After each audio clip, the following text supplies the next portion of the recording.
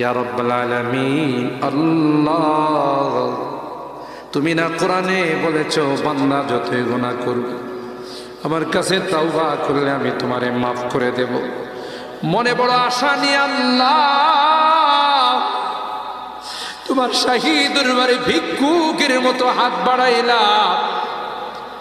তুমি যদি ক্ষমা না করো, কে আমাদেরকে ক্ষমা করবে? কে আমাদের মাফ করবে? ভিক্ষুকে একজনের কাছে ভিক্ষা না পেলে আরেকজনের কাছে পায়। এক দুয়ার থেকে বিতাড়িত হলে আরেক দুয়ারে যায়। তোমার দরবার থেকে যদি মাহরুম হয়ে যায়, বিতাড়িত হয়ে যায়, কার কাছে যাব? কে আমাদেরকে ক্ষমা করবে? মালিক রে, কাঙ্গালের মতো হাত বাড়াইলাম, তাওবা করতেছি আর